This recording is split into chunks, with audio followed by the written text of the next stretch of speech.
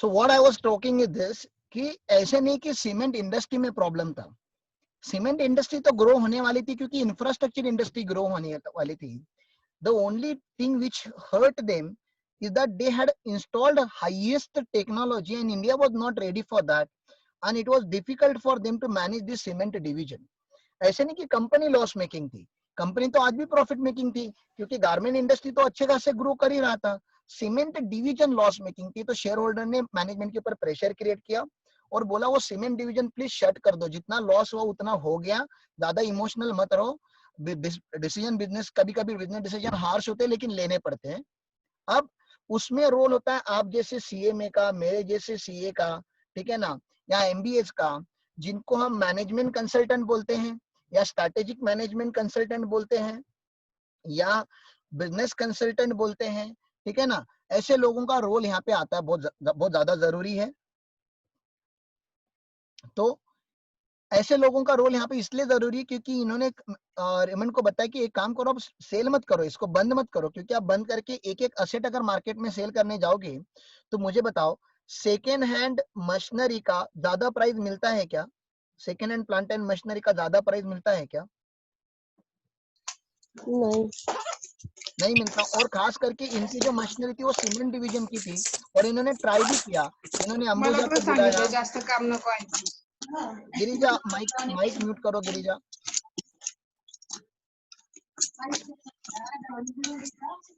Mic mute करो, मुझे जाके करना. आप ही कर दो ना म्यूट. अरे मुझे सेटिंग में जाके बार बार जाके वही सब करो, यही सब धंधे करो क्या, और कुछ काम धंधा नहीं करते?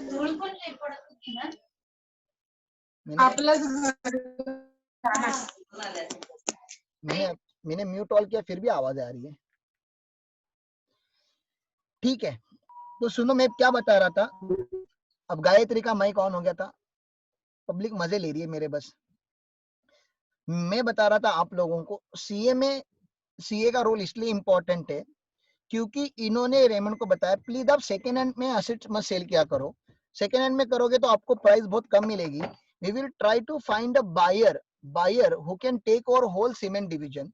और इन्होंने मार्केट के जो बड़े बड़े सीमेंट कंपनीज थे उनसे बात की, लेकिन क्योंकि इतनी टेक्नोलॉजी इतनी एडवांस थी, इतनी लेटेस्ट थी कि बाकी सीमेंट कंपनी ने डिनाई कर दिया कि नहीं वो हमसे तो नहीं होगा. फिर आप अपने कंपनी को देखा होगा, मुंबई में पक्का देखा होगा, अगर आपका ऑब्जर्वेशन स्किल बहुत अच्छा है तो ऐसा कोई तो ट्रक होता है, अभी भयानक सा मेरा ड्राइंग होता है तो ड्राइंग के ऊपर मत जाओ प्लीज, ठीक है ना. ऐसा एक ट्रक होता है बहुत बड़ा, ठीक है ना, आगे भी इसके टायर होते हैं. ऐसे ट्रक के ऊपर ऐसा कुछ होता है, टाटा टाटा टाटा टाटा टाटा टाटा, ऐसा कोई गोल गोल गोल गोल फिरता है. हाँ, गोल गोल गोल गोल गोल गोल फिरता जो है ना पांडा, इसको हम क्या बोलते पता है? आरएमसी. इस प्लांट को बोला जाता है आरएमसी. आरएमसी मतलब ready mix concrete. Ready mix concrete का ये मतलब होता है, आप अभी बिलीव नहीं करोगे, जब से मैं यहाँ पे आया हूँ तब से कम मैंने 30 सीमेंट बैग का माल जो होता है उसको माल बोलते हैं, या जो कंक्रीट का जो मटेरियल होता है वो हमने बनाया हुआ है. मेरी पूरी टीम जो है वो सैंड उठाती थी एक कॉर्नर से स्टोन उठाते थे, एक कॉर्नर से सीमेंट की गोनी आती थी, एक कॉर्नर से कोई तो पानी डालता था और उसे हम यहाँ पे मिक्स करते थे, ठीक है ना. हमारे छोटे मोटे वीडियोस भी है, आपको चाहिए तो मैं बाद में शेयर कर दूंगा कि वो सीमेंट का वहां पे आपने देखा होगा ना कंस्ट्रक्शन साइट पे सबको ऐसे बाजू में करके फिर उसके अंदर पानी डाला जाता है, फिर उसको मिक्स किया जाता है और मिक्स करने के बाद उसको इमीडिएटली यूज करना है. 10 to 15 मिनट्स के अंदर उसको यूज करना होता है, क्योंकि अगर 10 to 15 मिनट्स में आप यूज नहीं करोगे तो वो ड्राई हो जाएगा. सीमेंट का जो होता है पानी मिक्स करने के बाद उसका लाइफ जो होता है वो शेल्फ होता है. शेल्फ लाइफ मतलब बहुत ही शॉर्ट लाइफ होता है. उतने ही लाइफ में उसको अगर आपने राइट जगह पे प्लेस नहीं किया तो उसका जो पर्पस था वो पूरा का पूरा गया, ठीक है ना. इसलिए आपने ये रेडीमिक्स कंक्रीट मशीनरी को भी देखा होगा, ये कंटिन्यूअसली रन करते रहता है, घूमते रहता है. तो मैंने यहाँ पे ये छोटा बॉक्स क्या बनाया है, ट्रक का इंजन अलग होता है और ये जो रेडीमिक्स कंक्रीट का मिक्सचर होता है, इस मिक्सचर का इंजन अलग होता है. इसका ये मतलब होता है कि भले ट्रक बंद हो जाए, अगर ड्राइवर को कहीं रुकना है तो ये ट्रक बंद कर देगा, चलेगा, लेकिन ये कंक्रीट का जो मिक्सचर है वो बंद नहीं होना चाहिए जब तक अंदर कंक्रीट है, ठीक है ना। तो इसलिए इसका इंजन ही अलग रखा जाता है, इसका डीजल अलग होता है, इसकी बैटरी अलग होती है, सब यहाँ पे आप देखो, कभी नेक्स्ट टाइम ऑब्जर्व करो। अगर ये ट्रक प्योर व्हाइट कलर का होगा, प्योर व्हाइट कलर का होगा, अगर आपने रोड पे ऑब्जर्व किया, प्योर व्हाइट कलर का अगर ये मिक्सर होगा और ग्रीन कलर में लिखा होता है लाफार्ज, देखा आपने कभी लाफार्ज कंपनी का ऐसा ट्रक? हाँ, जर्मन देखा है। तो ये फॉरेन हाँ, कंपनी है, जर्मन कंपनी है। अब लाफार्ज जो है ना वो कंस्ट्रक्शन कंपनी नहीं है। लाफार्ज को ये पता था कि इंडिया में कंस्ट्रक्शन की डिमांड बहुत बढ़ने वाली है, और क्योंकि कंस्ट्रक्शन की डिमांड बहुत ज्यादा बढ़ेगी, ऑब्वियसली जैसे हम लोग बैठ के यहाँ पे कंस्ट्रक्शन मटेरियल मिक्स करते थे, वैसे अगर मुंबई मेट्रो वालों ने अगर मिक्स करना चालू किया ना, तो अभी से लेके 10-20 साल लग जाएंगे मेट्रो का ब्रिज बनाने के लिए, क्योंकि ह्यूज कंस्ट्रक्शन मटेरियल लगता है एट अ टाइम। इसलिए, और मुंबई में इतने जगह भी नहीं कि आप उतना सैंड स्टोर करके रखो, वो सब जो कंस्ट्रक्शन के उस कंक्रीट में जो जाता है वो सारा आइटम स्टोर करके रखो, इतनी जगह नहीं है आपके पास। तो ये कहीं तो एक फैक्ट्री में बनता है, ठीक है ना, और वहां से सारी मुंबई में सप्लाई होता है। तो Lafarge into supply of RMC, ready mix concrete, मतलब कंक्रीट रेडी है, जो कंपनी को कंस्ट्रक्शन करना है करते रहे, ठीक है ना। कंक्रीट चाहिए हमको, फोन लगा, 20 ट्रक का माल चाहिए, 15 ट्रक का माल चाहिए, आपके यहाँ पे पहुंच जाएगा फटाक से। ऐसा इनका बिजनेस था। तो इनके यहाँ पे इसके इंग्रेडिएंट क्या क्या होते हैं, मैंने आपको बताया। इसके इंग्रेडिएंट होता है सैंड, इसका इंग्रेडिएंट होता है वाटर, इसमें आते हैं स्टोन्स, ठीक है ना। स्टोन्स को स्टोन्स नहीं बोला जाता, स्टोन्स को कंस्ट्रक्शन इंडस्ट्री में मेटल बोलते हैं। 6 mm metal, 8 mm metal, metal वो जो पत्थर होते हैं ना रास्ते पे, उसको मेटल बोला जाता है। तो सैंड, वाटर, मेटल, कुछ केमिकल्स होते हैं इसके अंदर, और सबसे इंपॉर्टेंट जो इंग्रेडिएंट है वो सीमेंट, ठीक है ना। अब मैंने आपको ये पहले ही बता देते, majority of this are unorganised industry, तो लाफार्ज को कुछ फर्क नहीं पड़ता, वो लोकल सप्लायर से ले लेते हैं। लेकिन सीमेंट जो था, सबसे बड़ा गेम सीमेंट के ऊपर होता है। सीमेंट इनको महंगा जा रहा था इंडिया में, तो Lafarge was thinking about going for backward integration. ओहो, तुमको ये समझ रहा है बैकवर्ड इंटीग्रेशन मतलब क्या होता है? बैकवर्ड इंटीग्रेशन मतलब इनका जो मेन रॉ मटेरियल है वो उसको मैन्युफैक्चरिंग, परचेज करने का उसको परचेस सीमेंट कर देंगे। कंपनी को। अच्छा, उसको परचेस कर देंगे तो होगा क्या, रॉ मटेरियल की क्वालिटी इनके हाथ में आ जाएगी और प्राइस भी इनके हाथ में आ जाएगी, and they can get the raw material at the cost price, so that they can become more competitive in the market. तो ऐसा इनका प्लानिंग था। तो लाफार्ज को बुलाया गया रेमंड को देखने के लिए, and because they are also a foreign company, and आपको पता है जर्मन के लोग जर्मन टेक्नोलॉजी को तो वाह वाह करेंगे ही, ठीक है ना, या फॉरेन टेक्नोलॉजी को, क्योंकि ऐसी टेक्नोलॉजी आज तक इंडिया में किसी भी सीमेंट मैन्युफैक्चरिंग के पास नहीं थी जैसी रेमंड के पास थी। तो by looking at the factory, not only factory, by looking at the factory setup, by looking at the plant and machinery, by looking at the labors, by looking at the way they were managing their business, by looking at the politeness of the management, they were just mesmerized। और वो इतने खुश हो गए कि उन्होंने बोला, आप बस बोलो ये फैक्ट्री आप कितने में बेचोगे उतना हम देंगे। तो कुछ एग्जैक्ट नंबर मुझे नहीं पता, लेकिन अप्रोक्सीमेटली 680 करोड़ के आसपास का डील हुआ था। ये 680 करोड़ के आसपास का डील हुआ था। अभी जो 680 करोड़ है ना, ये एक एक असेट को पकड़ पकड़ के वैल्यूएशन नहीं किया गया था, it was just negotiated price. मतलब शायद डिस्कशन 900 करोड़ से चालू हुआ रहेगा, बार्गेनिंग करते करते करते 680 करोड़ पे फाइनलाइज हो गया। मुझे क्या बताना है, लाफार्ज ने जो है ना, लाफार्ज ने एक कोई ट्रक परचेस नहीं किया। बैलेंस शीट में से क्या क्या लेकर गया देखो लाफार्ज, खाली क्या फैक्ट्री बिल्डिंग लिया? नहीं, फैक्ट्री बिल्डिंग तो ले ही लिया, सारे ट्रक्स भी ले लिए, प्लांट एंड मशीनरी भी ले लिया, डेटर भी ले लिया, कैश बैलेंस भी ले लिया। बैलेंस शीट में सीमेंट डिवीजन के जितने एसेट थे, टेबल चेयर जो भी है ना वहां का, सब कुछ उन्होंने ले लिया। सर इसमें के कुछ ट्रक और कुछ प्लांट एंड मशीनरी लोन्स पे थे, तो उन्होंने बोला आपको टेंशन लेने की जरूरत नहीं है, आप ये ट्रांसफर कर दो, ये लाइबिलिटी भी हम लेने के लिए रेडी है। तो they took all the assets and all the liabilities of cement division, पूरे कंपनी की नहीं लिए, पूरे कंपनी के ले लेते तो ये अमालगमेशन हो जाता, और अमालगमेशन हो जाता तो सेक्शन 47 लगता, और सेक्शन 47 अगर लगता तो एग्जम्पशन हो जाता। लेकिन ये अमालगमेशन नहीं है, अमालगमेशन जैसा है लेकिन अमालगमेशन नहीं है, क्योंकि इन्होंने खाली सीमेंट डिवीजन बेचा, गारमेंट डिवीजन आज भी है, ठीक है ना। ये मुझे इतना सब इसलिए बोलना पड़ा क्योंकि ये अमालगमेशन जैसे दिखता है। अमालगमेशन में आपको इतना तो पता है, वेंडर कंपनी का हम क्या अकाउंट बनाते हो? Realisation account. वेंडर कंपनी का रियलाइजेशन अकाउंट बना के वेंडर कंपनी को बंद कर देते हैं हम अमालगमेशन में। खाली परचेसिंग कंपनी कंटिन्यू करती है बिजनेस, ये तो पता होगा आप लोगों को ना। वेंडर कंपनी की जो होती है, सेलर कंपनी होती है, उसको हम बंद करवा देते हैं अमालगमेशन में, अकाउंटिंग में। सुना है आपने ऐसा कुछ? हाँ। तो लाफार्ज बंद हुई कि अभी भी चालू है? सॉरी, रेमंड आज भी चालू है कि बंद हो गई? चालू है ना। चालू उसका है। सिर्फ इसका ये सीमेंट डिवीजन ये हुआ था। हाँ, खाली सीमेंट डिवीजन उनका बंद हुआ, वो बंद भी नहीं हुआ, कंटिन्यू रखा उन्होंने दे दिया खाली लाफार्ज को। तो ये अमालगमेशन जैसे दिखता है, लेकिन अमालगमेशन है नहीं। और इनको ना इतना प्रॉफिट हुआ ना ये 680 करोड़ में, कि सीमेंट बना के बेचते हैं तभी भी इतना प्रॉफिट नहीं होता जितना प्रॉफिट तो इनको ये डिवीजन बेच के हो गया। ठीक है ना। और एक तो वो डिवीजन जो पेनफुल बन चुकी थी, आप समझ रहे हो? मतलब अपने पेन के साथ अगर आप पेशेंस रखोगे लाइफ में, क्या क्या मैंने बोला, आपके पेन के साथ अगर आपने पेशेंस रखा, तो आगे जाके जो गेन होगा ना, वो बहुत ही बढ़िया होगा। अब लोग कभी कभी पेन बेयर करते हैं, कुछ लोगों के पास पेन बेयरिंग कैपेसिटी, कुछ लोगों के पास पेशेंस है। ठीक है ना। लेकिन what is missing here is consistency. You need to be consistent with your pen, और एक ना एक दिन इसका फायदा होता ही है। The live practical example of that particular organisation is here. एक केस स्टडी मुझे आप लोगों के साथ डिस्कस करनी थी। सेक्शंस क्या है यार, सेक्शन तो लाइफ में आते जाते रहते हैं, सेक्शंस को कौन इतना समझता है? सेक्शन तो आपके एग्जाम तक याद रहेंगे, उसके बाद भूल जाओगे। लेकिन केस स्टडी से आपको समझना होता है कि जब आप प्रोफेशनल बनते हो तो आपकी रिस्पॉन्सिबिलिटी खाली वो अकाउंटिंग करना, कॉस्ट शीट बनाना, लोगों को चुना लगाना, ऐसा नहीं है। You need to take real responsibilities where you can convert a painful division into a very very highly profit making dealing. और वो डीलिंग करने के लिए जो कंसल्टेंसी लेवल जिन्होंने की होगी ना, वो बाप लोग रहेंगे।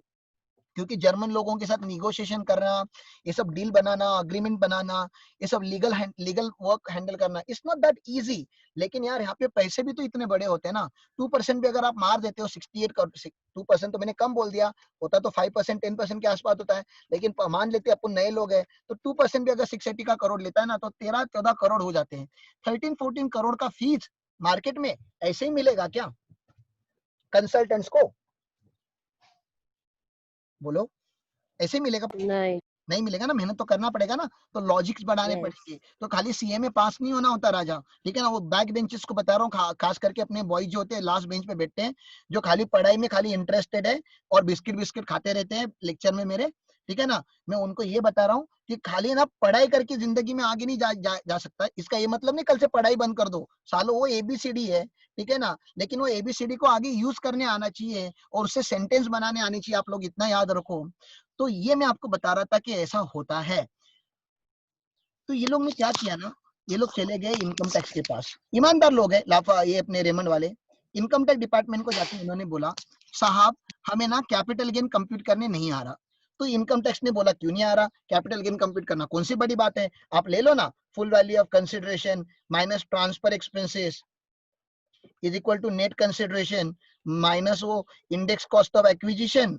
इंडेक्स कॉस्ट ऑफ इंप्रूवमेंट होगा तो होगा, नहीं तो कैपिटल गेन आ जाएगा। इसमें कौन सी बड़ी बात है? उन्होंने बोला, सर आप समझ नहीं रहे हो, ये जो हमने एक आध असेट नहीं बेचा है या असेट पकड़ पकड़ के नहीं सेल किया है सर, पूरा बैलेंस शीट लेकर गए वो लोग। और ये फुल वैल्यू ऑफ कंसिडरेशन है 680 करोड़, ये लंप सम कंसिडरेशन है। लमसम कंसिडरेशन है। ये क्या है? लमसम कंसिडरेशन दिया उन्होंने, किसी पर्टिकुलर एसेट का नहीं दिया है। तो हमें डिफिकल्टी ये आ रही है कि इसमें से कुछ एसेट ना सर करंट एसेट थे, कुछ एसेट कैपिटल एसेट थे। मतलब स्टॉक इन ट्रेड भी लेकर गए हैं, वो डेटर्स को भी लेकर गए हैं, बिल्स रिसीवेबल को भी लेकर गए हैं, वो कैश बैलेंस भी लेकर गए हैं। आप समझ रहे हो ना। इसमें के कुछ एसेट करंट एसेट थे जिसके ऊपर कैपिटल गेन चार्ज ही नहीं होता। अच्छा, जो कैपिटल एसेट थे उसमें भी दो टाइप के थे, डेप्रिशिएबल और नॉन डेप्रिशिएबल। आपका डेप्रिशिएबल का कैलकुलेशन होता है 48 में, सॉरी नॉन डेप्रिशिएबल का कैलकुलेशन होता है सेक्शन 48 में, और डेप्रिशिएबल का कैलकुलेशन होता है 50 में। इसमें से टेंजिबल एसेट भी है और इनटेंजिबल एसेट भी है। तो मुझे आपको क्या बता, और यही नहीं सर, ये लोग लाइबिलिटी भी लेकर गए हैं। ठीक है ना। So they have not only taken over asset, they have also taken over the liability. और असेट में भी अलग अलग टाइप के हैं। और सर आपको एक बता देता हूं, ये डेप्रिशिएबल और नॉन डेप्रिशिएबल भी ना सर कुछ asset short term capital asset है और कुछ लॉन्ग टर्म कैपिटल एसेट है, क्योंकि अभी अभी कुछ परचेस किए थे 2 महीने पहले, वो भी लेकर गए, और 5 साल पहले जो परचेस किए थे वो भी लेकर गए। तो मैं शॉर्ट टर्म कैपिटल गेन निकालू, लॉन्ग टर्म निकालू, डेप्रिशिएबल निकालू, नॉन डेप्रिशिएबल निकालू, नहीं निकालू, पीजीबीपी निकालू, कैपिटल, तो इतना सारा कंफ्यूजन है सर लाइफ में, इसलिए इसका कैपिटल गेन कंप्यूट नहीं हो सकता नॉर्मली। उन्होंने बोला कोई टेंशन लेने की जरूरत नहीं है, कैपिटल गेन चैप्टर ही उसको बोलते हैं जहां पे नॉर्मल बातें हम करते ही नहीं, हम बातें करते हैं एक्सेप्शंस की, और एक्सेप्शनली जो बातें की जाएगी इसकी उसकी होती है सेक्शन 50B में स्लम सेल। 50B का नाम रखा उन्होंने स्लम सेल। स्लम सेल करके कुछ वर्डिंग नहीं होता, जो सेल होता है लमसम प्राइस के लिए, जो बिजनेस डिवीजन सेल होता है लमसम प्राइस के लिए, उसको स्लम सेल बोलते हैं। और इसका कंप्यूटेशनल मैकेनिज्म ही अलग है, इसका चार्जिंग सेक्शन ही अलग है। आप समझो इसके चार्जिंग सेक्शन में कंप्यूटेशन कुछ ऐसे होता है, फुल वैल्यू ऑफ कंसिडरेशन जो लमसम प्राइस है, लेस ट्रांसफर एक्सपेंसेस, आ जाएगा नेट कंसिडरेशन, यहां तक कुछ चेंज नहीं होता। और यहां से जो माइनस होता है ना, ये माइनस होता है नेटवर्थ। क्या माइनस होता है यहाँ से? नेटवर्थ। यहाँ से हम index cost of acquisition, cost of improvement वगैरह सब माइनस नहीं करते, हम नेटवर्थ माइनस करते हैं। आई होप तुम लोग कॉस्ट अकाउंटेंट बनने जा रहे हो, नेटवर्थ का फॉर्मूला बता दो प्लीज। Asset minus liability. अच्छा, सारे असेट माइनस सारे लाइबिलिटी करूंगा तो जीरो नहीं हो जाएगा?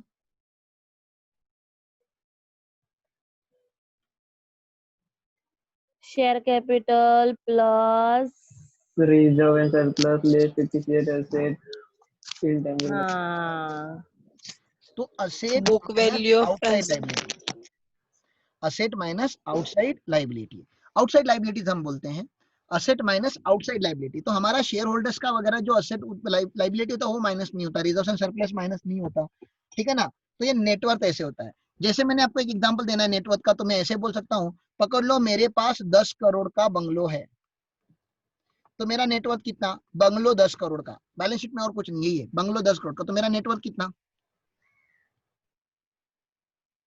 खाली असेट साइड देखोगे तो 10 करोड़ दिख रहा है, तो मेरा नेटवर्थ कितना? 10 करोड़। ऐसा लगता है लेकिन ऐसा नहीं है, मैंने इसमें अपना पैसा लगाया था 3 करोड़ और बैंक का लोन लिया था 7 करोड़, तो मेरे पास 10 करोड़ का बंगलो तो है, लेकिन 10 करोड़ के बंगलो के साथ साथ 7 करोड़ का लाइबिलिटी है। अब मेरा नेटवर्थ कितना? 3 करोड़। तो नेटवर्थ की बात, वर्थ तो मेरी 10 करोड़ की है, लेकिन नेटवर्थ जो है मेरा वो 3 करोड़ ही है। तो यहाँ पे जो होता है ना इक्विटी प्लस रिजर्व्स, वो मेरा नेटवर्थ होता है। नेटवर्थ निकालना होता है। मुझे बताओ ये नेटवर्थ को इंडेक्सेशन लगाना पॉसिबल है क्या? इंडेक्सेशन लगाना पॉसिबल है क्या? क्योंकि ये डिवीजन 5 साल पुरानी थी, तो ये लॉन्ग टर्म कैपिटल निकलेगा। तो ये जो नेटवर्थ है उसको इंडेक्सेशन लगाना पॉसिबल है क्या लॉन्ग टर्म कैपिटल गेन निकालने के लिए? Can we नहीं। apply- नहीं, नो।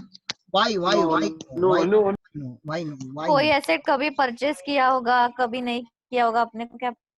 वही बता रहा हूँ ना, इसमें क्या कुछ एसेट शॉर्ट टर्म एसेट है, कुछ एसेट लॉन्ग टर्म एसेट है, कुछ एसेट करंट एसेट है, कुछ एसेट कैपिटल एसेट है, कुछ डेप्रिसिएबल है, कुछ नॉन डेप्रिसिएबल है। तो हम यहाँ पे इंडेक्सेशन चाहकर भी नहीं लगा सकते, तो it is not possible to apply indexation.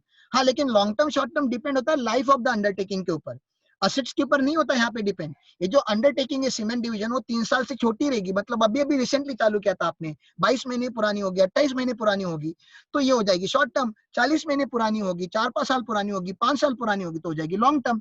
36 month के ऊपर जाएगी तो लॉन्ग टर्म हो जाएगी। मुझे एक बात बताओ, ये तो रेमंड वाले थे करके उन्होंने ईमानदारी में टैक्स भरा।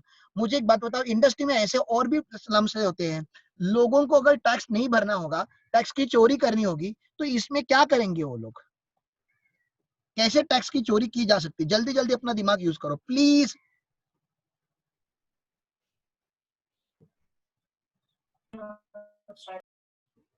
क्या किया जा सकता है? जल्दी बोलो।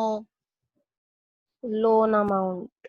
क्या लोन अमाउंट? लोन का क्या करूं बताना। फुल वैल्यू ऑफ कंसिडरेशन को नहीं असेट टच को किया, रिवैल्यूड कर सकते। ट्रांसफर एक्सपेंस को नहीं टच किया जा सकता, नेटवर्थ को, तो नेटवर्थ ही बचा। तो नेटवर्थ इंक्रीज करना पड़ेगा या नेटवर्थ डिक्रीज करना पड़ेगा टैक्स की चोरी करने के लिए? जल्दी बोलो। Increase. Then tell me the ways through which I can increase my net worth. Net worth को increase करने के रास्ते बताओ. How can I increase my net worth? Asset को रिवैल्यूड कर देंगे। Asset को revalued करेंगे. बहुत ही अच्छा वर्ड आपने यूज किया है, असेट को रिवैल्यूड कर देंगे। ये रिवैल्यूड वर्ड बहुत इंपॉर्टेंट है। कुछ कुछ नालायक बच्चे जैसे पांडा जैसे होते हैं, वो जाके बोलते हैं लोन कम कर दो। राजा, लोन अगर कम कर देंगे बैलेंस शीट में से, तो लोन अगर कम हो जाएगा तो यहाँ से बैंक बैलेंस कम होगा, लोन और बैंक बैलेंस दोनों साथ में नीचे जाएंगे, तो नेटवर्थ विल रिमेन सेम। कुछ लोग बोलते हैं काम करते हैं नए असेट परचेस कर लेते हैं। राजा, अगर नए असेट परचेस करेगा तो बैंक बैलेंस कम हो जाएगा, तो नेटवर्थ विल रिमेन सेम। कुछ लोग बोलते हैं काम करते हैं सर, हमारा पैसा नहीं यूज करेंगे, बैंक का पैसा यूज करेंगे और असेट परचेस करेंगे। अगर बैंक का पैसा यूज करके असेट यूज परचेस किया तो असेट भी ऊपर जाएगा, लाइबिलिटी भी ऊपर जाएगा। आप समझ रहे हो, ये रियल ट्रांजैक्शन हो गए। रियल ट्रांजैक्शन में चोरी का स्कोप नहीं है। अनुष्का, आई बरोबर बोलू नको, अनुष्का लेक्चर होती, लक्ष ठेव। हाँ, मैं क्या बता रहा था यहाँ पे मैं बता रहा था टैक्स की चोरी कैसे। देखो, मुझे आपको पढ़ानी है एंटी चोरी, लेकिन एंटी चोरी तो आप तब समझोगे ना जब चोरी समझोगे। ये सारे पॉसिबिलिटीज में नहीं आता, नेटवर्थ नहीं चेंज होता। लेकिन रिवैल्यूएशन का कोई मुझे जर्नल एंट्री बता सकता है क्या? जर्नल एंट्री रिवैल्यूएशन का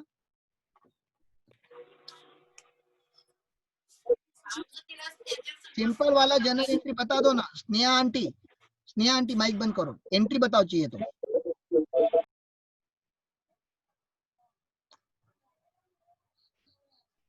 ये बोला नहीं तो काना खाली मारे ना था। जर्नल एंट्री बोलो, असेट रिवैल्यूएशन का जर्नल एंट्री बोलो। अच्छा, मुझे एक बात बताओ, रिवैल्यूएशन में असेट का प्राइस ऊपर भी जा सकता है, नीचे भी जा सकता है। हमारे यहाँ पे क्या होना चाहिए, हमारा पर्पज है टैक्स इवेजन, तो असेट का प्राइस ऊपर जाना चाहिए कि नीचे जाना चाहिए? नीचे। नीचे जाएगा। वेरी गुड विजय, वेरी गुड। बिल्डिंग में 11 स्टैंडर्ड का कोई बच्चा ढूंढ और उसका टट्टी खा। ऊपर।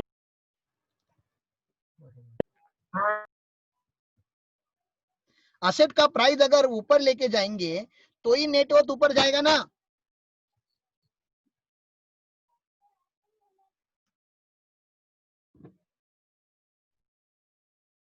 हाँ हाँ, जर्नल एंट्री बता दो। ऊपर ऊपर तो दो लोगों ने लिख दिया। बिल्डिंग की अमाउंट बढ़ाएंगे तो बिल्डिंग को डेबिट मारेंगे और रिवैल्यूएशन को क्रेडिट करेंगे। तो वही तो बोल रहा हूँ, तो building account debit to revaluation reserve, ऐसा जर्नल एंट्री आएगा। तो यहाँ पे बिल्डिंग की वैल्यू ऊपर चली जाएगी और यहाँ पे रिवैल्यूएशन रिजर्व ऊपर चला जाएगा। आप समझ रहे हो? और रिवैल्यूएशन रिजर्व जो होता है वो लाइबिलिटी नहीं होती, वो तो रिजर्व है। तो जब नेटवर्थ कंप्यूट होगा अब, तो बिल्डिंग का तो रिवैल्यूड वैल्यू कैप्चर हो जाएगा, लेकिन रिजर्व कैप्चर नहीं होगा, तो आपका नेटवर्थ ऊपर चला जाएगा। ये समझ रहे हैं आप लोगों को? हाँ यस। हाँ ये समझा ना? तो जिस दिन इनकम, अभी एंटी चोरी समझो, इन्होंने सेक्शन 50 में एक्सप्लेनेशन ऐड करके रखा है, सेक्शन 50B में, कि अगर किसी भी बैलेंस शीट में रिवैल्यूएशन रिजर्व मिला तो इनकम टैक्स को बोला है उसका जर्नल एंट्री जाके ओपन करने का। जो जर्नल एंट्री मारा था, क्या जर्नल एंट्री मारा था उन्होंने? Building account debit to revaluation reserve. इसका एग्जैक्ट उल्टा एंट्री मारने का पहले, ठीक है ना, कैपिटल गेन कंप्यूट करने से पहले, revaluation reserve account debit to building. तो अगर ऐसा करेंगे तो बैलेंस शीट में से रिवैल्यूएशन रिजर्व गायब हो जाएगा, और जो तुमने बिल्डिंग की वैल्यू बलून तरीके से फुगा के रखी थी वो भी कम हो जाएगी और रियल वैल्यू पे आ जाएगी। तो रिवैल्यूएशन का अगर एंट्री बैलेंस शीट में मिला तो उसको रिवर्स कर देने का। इतना समझा तुम लोगों को? यस। चोरी समझा? ओके। और एक चोरी पॉसिबल है इसके अलावा, असेट का वैल्यू कैसे बढ़ा के दिखाया जा सकता है। और एक चोरी पॉसिबल है। मेरे पास 9 मिनट है, 9 मिनट के पहले मुझे ये सब बातें बतानी, जल्दी बताओ। तुम नहीं बता पाओगे, जाने दो, मेरे पास टाइम कम है, मैं बताऊंगा। असेट में इम्प्रूवमेंट, नहीं रे बाबा, इंप्रूवमेंट रिपेयर। वगैरह करेगा तो पैसा खर्चा होगा ना पांडा। असेट जो होते हैं ना, असेट दो टाइप के होते हैं, डिप्रिशिएबल और नॉन डिप्रिशिएबल। यहाँ पे चोरी पॉसिबल नहीं है, डिप्रिशिएबल में पॉसिबल है। क्या डिप्रिसिएशन बढ़ा दिखाऊंगा। डिप्रिशिएशन बढ़ा के दिखाएगा तो साले अबे असेट की कम वैल्यू कम दिखाएगा, होगी। नहीं दिखाएगा, बढ़ा के नहीं दिखाएगा, डेप्रिसिएशन कम दिखा। चार्ज नहीं करेंगे। हाँ, किसी ने तो हल्के में बोला, शायद वो विजय था, कि कुछ लोग बोलते हैं कि डेप्रिसिएशन कम चार्ज करेंगे।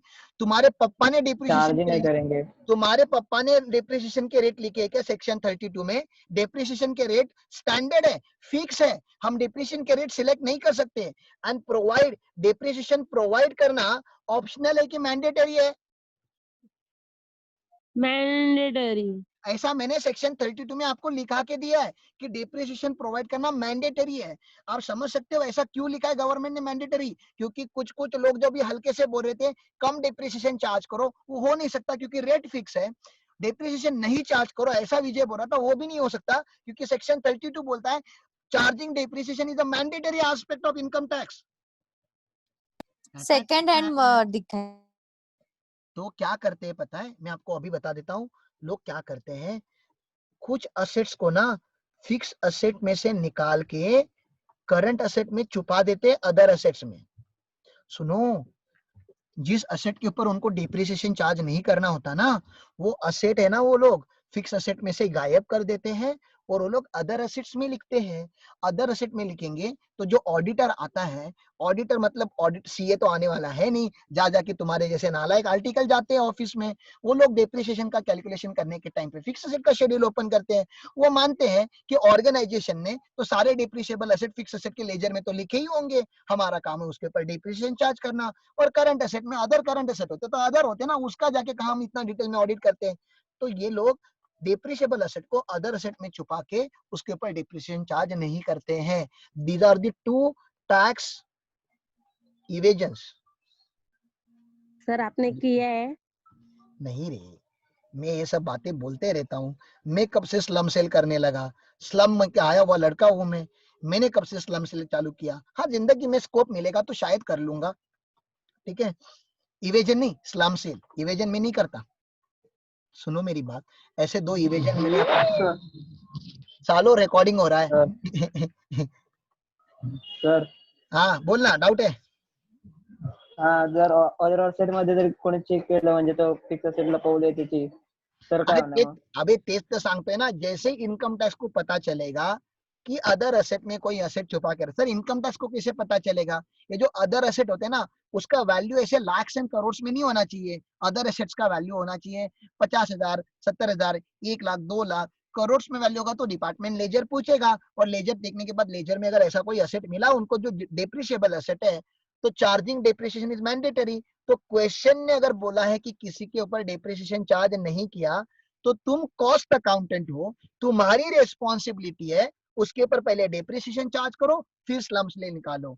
अगर क्वेश्चन में बता गया है कि रिवैल्यूएशन हुआ है, तो तुम्हारी रिस्पॉन्सिबिलिटी है कि रिवैल्यूएशन की इफेक्ट को पहले रिवर्स करो, फिर कैपिटल गेन कंप्यूट करो। क्योंकि you should get true and fair, या ट्रू एंड करेक्ट बोलता हूँ, फेयर बोलना भी नहीं चाहिए, ये वर्ड की, इसी वर्ड की वजह से तो ऑडिट में मारा मारी है। True and correct net worth of the organization before you can start computing capital gain under section 50B। ये सब मैंने बोला, मुझको जितना बोलना था उससे ज्यादा ही बोला, तुम लोगों को यहाँ वहां की बातें भी बता दी। आप लोग प्लीज इसको लिखना चालू करो, जल्दी लिखो। 50B slump sale, actual lump sum price जो होती है वो फुल वैल्यू ऑफ कंसिडरेशन होती है। Year of tax is equal two year of transfer, और नोट नंबर 7 में बाकी की बातें करेंगे।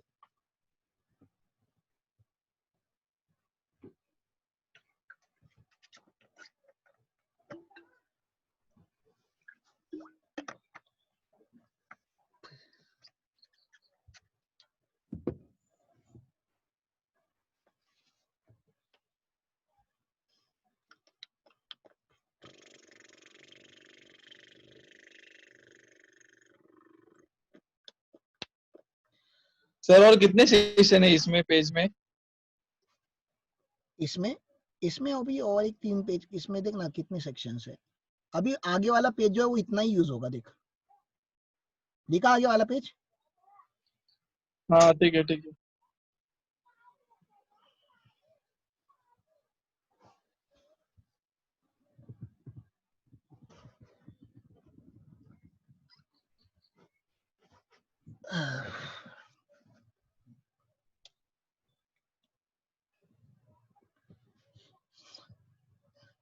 इसको तो लिखने के लिए इतना टाइम नहीं लगना चाहिए था।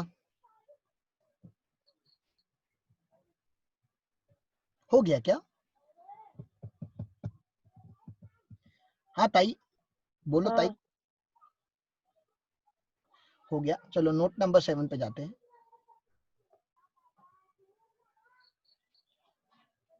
मैंने आपको बोला था ना, काम की खाली 10% ही बातें, 90% बातें यूजलेस है। जो काम की 10% बातें है उसको यूज किया हमने यहाँ पे समरी बना के रखी है। लिखना चालू करो। Note number 7 section 50B slump sale computation of capital gain. इसका फॉर्मेट ही चेंज हो गया, आप देख सकते हो यहाँ पे लिखा गया है कॉस्ट की जगह पे नेटवर्थ ऑफ अंडरटेकिंग आया है यहाँ पे, नेटवर्थ ऑफ अंडरटेकिंग। और गेन शॉर्ट टर्म क्या, शॉर्ट टर्म भी हो सकता है, लॉन्ग टर्म भी हो सकता है, वो पीरियड के ऊपर डिपेंड है। वो सारे नोट्स में आ जाएगा आपको। आखिरी 2 मिनट बचे, जल्दी जल्दी लिखो please.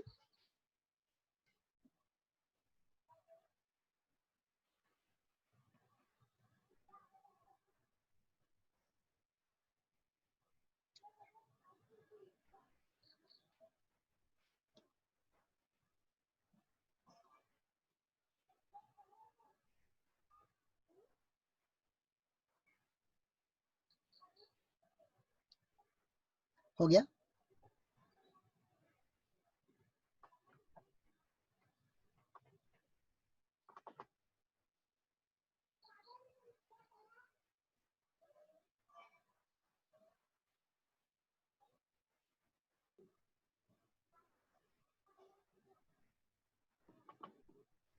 sir, are you going to continue the lecture now? Yes, if you allow, I have to solve one question on 50B. Okay. There's a question in your question book, जो challenge book दिया उसमें पक्का होगा। एक balance sheet का question दिखेगा, वो question पढ़ लेना जब अभी लॉग आउट होगा तो मैं 5 मिनट के बाद फिर से लॉग इन करूंगा। I'll take 5-7 मिनट ब्रेक ताकि आप वो क्वेश्चन पढ़ लो, इसकी थ्योरी लिख लो ये प्लीज।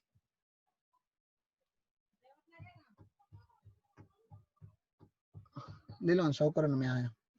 हाँ निकालो, आ रहे निकालो, आ जाओ फिर। देखिए सर अभी लीव कर दो ना। हाँ ये लोग को नहीं नहीं लिख रहे हैं बच्चे, ये लोग को 100 करो। सबको सब होगा, चलो वो ऑटोमेटिकली चल जाएगा ना 40 मिनट्स के बाद। सर खाओ खाओ बिंदास, कोई कुछ नहीं बोलेगा आपको, आप तो बॉस हो ना।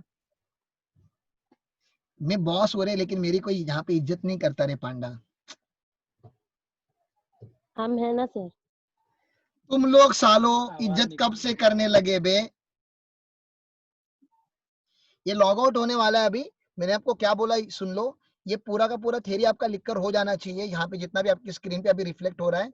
इसके अलावा मैं आपको क्या बता रहा था कि जो क्वेश्चन है आपके बुक में बैलेंस शीट का एक ही क्वेश्चन है, ठीक है ना, वो जाके सॉल्व करना है आप लोगों को। सॉल्व करना है मतलब रीड करके रखना है, सॉल्व तो मैं करूंगा आप लोगों के साथ। और ये जो पॉइंट आपको पता ही होंगे, डेप्रिशिएबल एसेट का WDV दिया होगा। WDV अकाउंट्स का भी होता है, इनकम टैक्स का भी होता है, तो हमारा WDV हम लेंगे। और 35 AD का एसेट अगर बैलेंस शीट में होगा तो उसका वैल्यू नील लिया जाता है। क्यों? क्योंकि 35 AD में 100% डिडक्शन ले लिया होता है हमने, ऐसा है।